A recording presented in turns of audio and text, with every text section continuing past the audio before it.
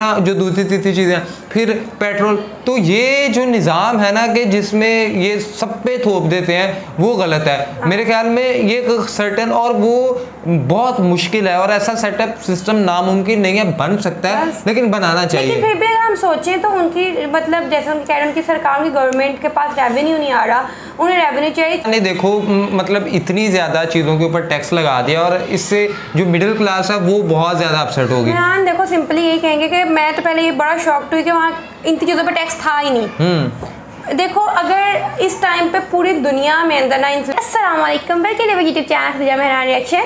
It's me your host Khadija Waseem और मेरे साथ है मेहराना से।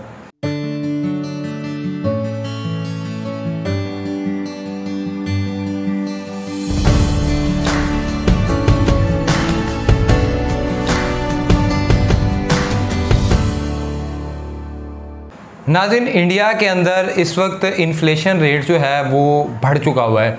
मतलब कि जितनी भी डेयरी प्रोडक्ट्स हैं और भी बहुत सी आइटम्स हैं जो कि एक आम आदमी के घर में रोज़ाना की बुनियाद पे इस्तेमाल होती हैं, वो सब चीज़ों के ऊपर जो है सरकार ने टैक्स बढ़ा दिया है और वो अब महंगे दामों बिकेंगी।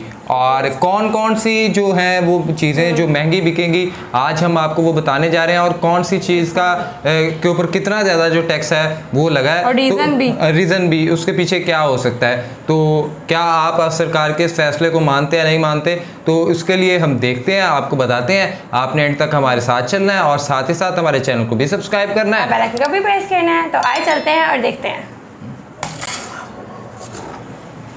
नमस्कार, प्रशांत धवन। नाउ रिसेंटली आपने सुना होगा कि आटा, पनीर, दही, बहुत सी आइटम्स अब अचानक से महंगी हो चुकी है क्योंकि सरकार ने अचानक से बहुत सी आइटम्स पर जीएसटी लगा दिया है। ना यहाँ पर आप देख पाओगे आर्टिकल है पे 5% GST on pre packed labelled food items.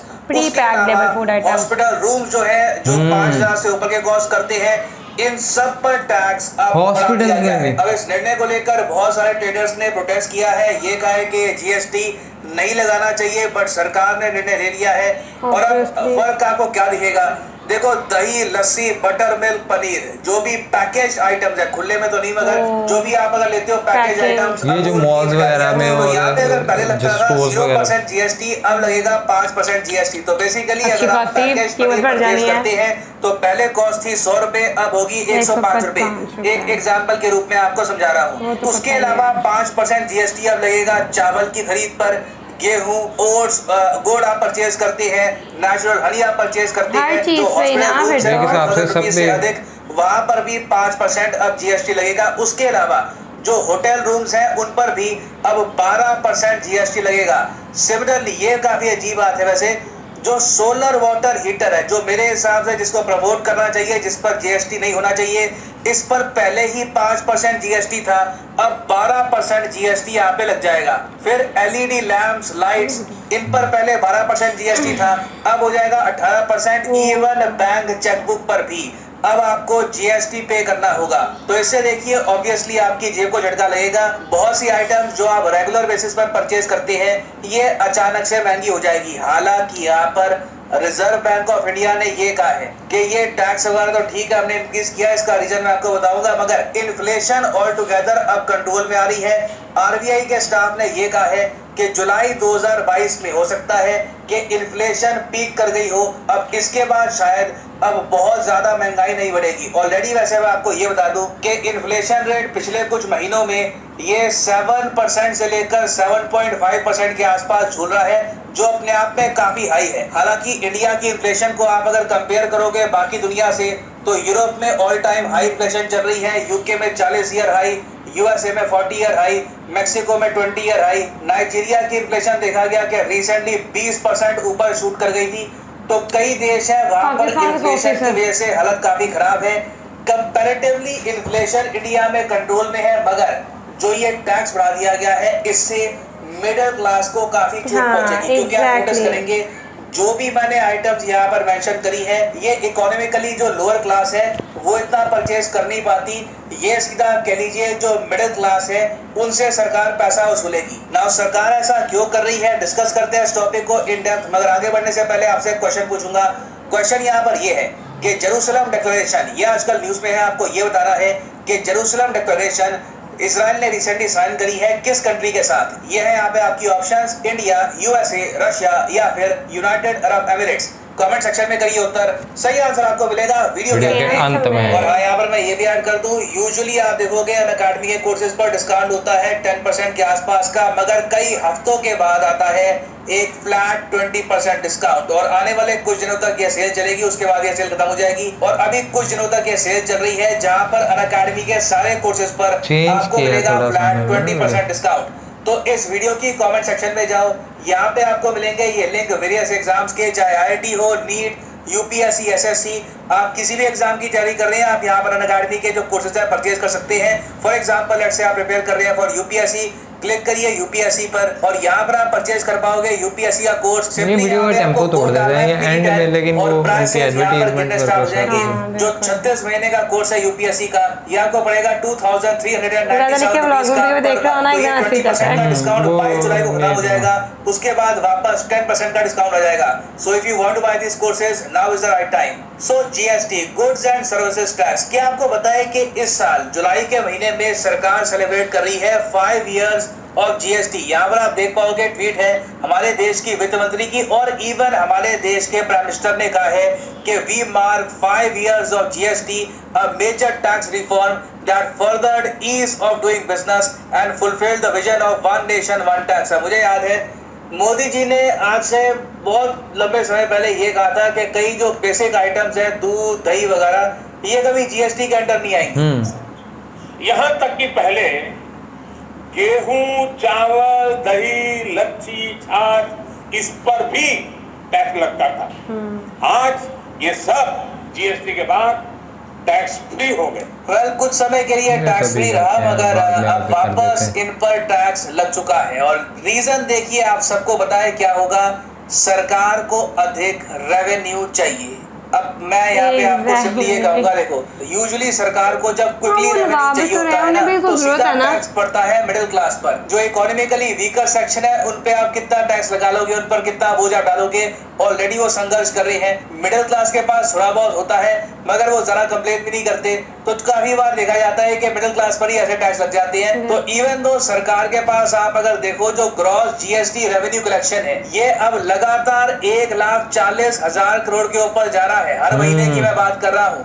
हमारी वित्त मंत्री जी ने ये कहा था कि अब तो 1,40,000 करोड़ रुपए तो रफ बॉटम बन गया है, हम टैक्स तो इसके ऊपर ही कलेक्ट कर रहे हैं। मगर प्रॉब्लम ये है कि कई जो हमारे राज्य हैं, ये केंद्र सरकार को कंप्लेन कर रहे थे कि देखिए हमको ना काफी बार जो सप्लाई चेन में कई चीजें बनती हैं, जैसे दही हो गया, ये जो पैकेज आइटम्स हैं, इनमें हमको टैक्स मिलता नहीं है जो मिलना चाहिए।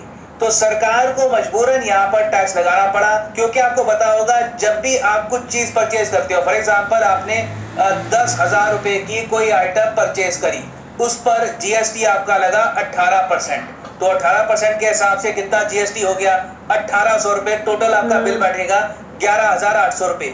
अब इसमें आपने जो ये 18% जीएसटी पे किया है ना, ये एक्चुअली एक हिस्सा जो है इसका 50% ये जाएगा सेंटर के पास, जिसको हम कहते हैं सीजीएसटी। 50% जाएगा स्टेट के पास, जिसको हम कहते हैं एसजीएसटी। तो जो ये एसजीएसटी है ना, इसके पीछे कई स्टेटें पड़ गई थी। उन्होंने कहा कि हमारे पास पैसा कम पड़ रहा है, हमारा बजट कम पड़ रहा है, हमें रेवेन्यू का और साधन दीजिए। तो सरकार को यहाँ पर यही रास्ता दिखा के ठीक है, अभी 14% इस पे और 9% नहीं आती थी, उनको जीएसटी के अंदर लेके आओ, ताकि स्टेट को भी यहाँ पर एडिशनल रेवेन्यू मिल पाए। ना सारा जो यहाँ पर ये ब्लेम है, इसका मैं स्टेट पे नहीं डालूंगा। ऑब्वियसली सेंटर भी यहाँ पर चाहता है कि इनको एक्सेस रेवेन्यू मिले, क्योंकि हमारा जो करंट अकाउंट डेफिसिट है, मतलब कि हम इंपोर्ट कितना करते हैं, एक्सपोर्ट कितना करते हैं, उसमें जो डिफरेंस है ये देश को नेगेटिवली इम्पैक्ट कर रहा है।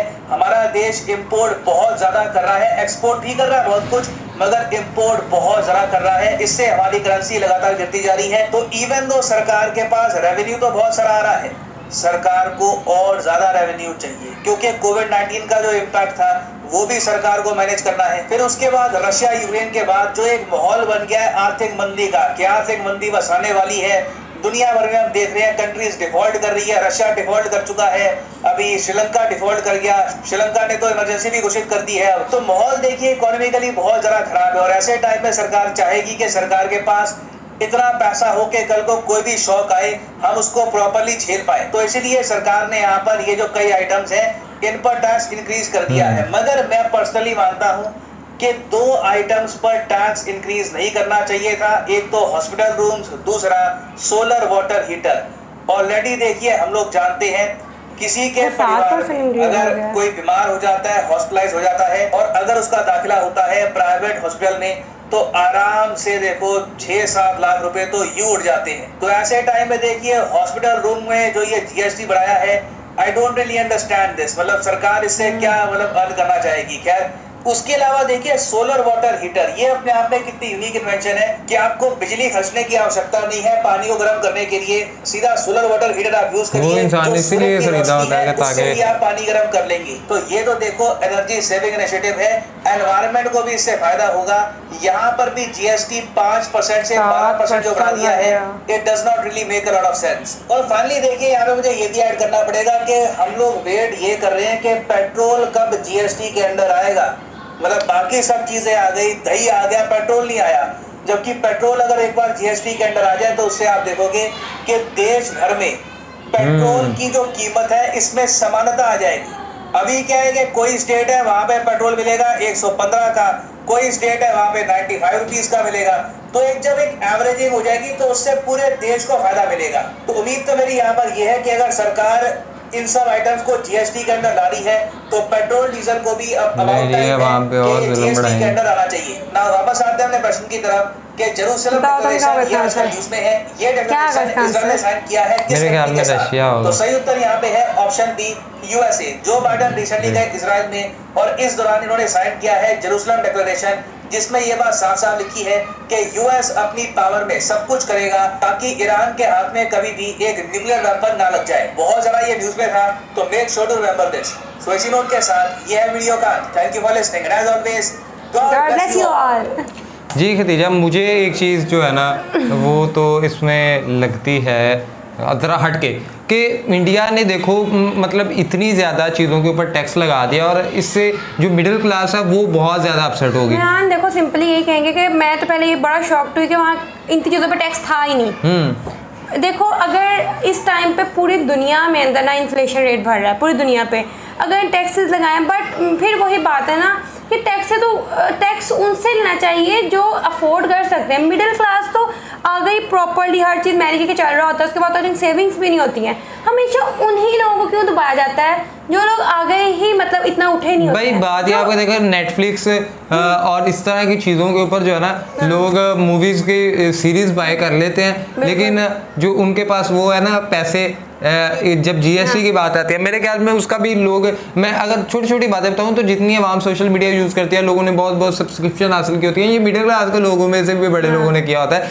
तो इस ये एक हट की चीज़ है। लेकिन मैं आपको चीज़ बताऊँ कि अगर एक मेहमान किसी के घर आ जाए मिडिल क्लास, तो उस बेचारे का बजट आउट हो जाता है। तो ऐसे में अगर दही, और ये रोज़मर्रा की चीज़ें हैं, दही हो गया, और इससे भी बढ़कर ये है कि देखो अगर होटल के रूम्स और हॉस्पिटल्स के रूम्स, अगर हॉस्पिटल के होटल्स तो जाके मेरे ख्याल में कोई मिडिल क्लास से ज़रा अपर लेवल ही जो है स्टे करते हैं, या बहुत रेयर लिया कि जब आप किसी टूरिज्म पे जाते हैं फिर ही अदरवाइज। लेकिन हॉस्पिटल रूम्स में भी अगर कोई मिडिल क्लास चले जाता है तो उस बेचारे को इतनी जीएसटी, और वो सिर्फ उसके ऊपर अब कितनी 12% है। इसी तरह जो दूसरी तीसरी चीज़ें, फिर पेट्रोल, तो ये जो निज़ाम है ना कि जिसमें ये सब पे थोप देते हैं वो गलत है मेरे ख्याल में। ये सर्टन और वो बहुत मुश्किल है और ऐसा सेटअप सिस्टम नामुमकिन नहीं है, बन सकता है लेकिन बनाना चाहिए। लेकिन फिर भी अगर हम सोचें तो उनकी मतलब जैसे उनकी कह रहे हैं उनकी सरकार की गवर्नमेंट के पास रेवेन्यू नहीं आ रहा, उन्हें रेवेन्यू चाहिए। चीज़ समझ आती है। पता है जब ये जीएसटी की बात हुई तो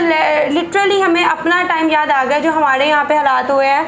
300 से ऑयल की कीमत 600 पे चली गई, हर चीज़ डबल हो गई। तो 5% टैक्स है ना, मुझे लगता है हमारे यहाँ पे इवन के कैंडी के ऊपर भी टैक्स है, तो हर चीज़ के ऊपर टैक्स है। सो ये इंडियन गवर्नमेंट ने अगर टैक्सेस नहीं लगाए थे और अब वो रेवेन्यू इकट्ठा करने के लिए टैक्स लगा रहे हैं, अच्छी बात है। लेकिन ये जिन लोगों के ऊपर लगा रही है उसमें अगर मिडिल क्लास और लोअर मिडिल क्लास और मतलब लोअर क्लास है तो वो उनके लिए ये बहुत ही बुरी खबर है और सरकार को इस पर तवज्जो देनी चाहिए और कुछ ऐसा सेटअप बनाना चाहिए जिससे गरीब आवाम को जो है वो रिलीफ मिल सके।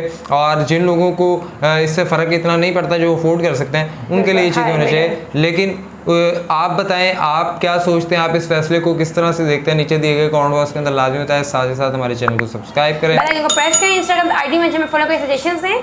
तब तक अपने मेजबानों को दिन दुआ में याद रखें। अल्लाह ने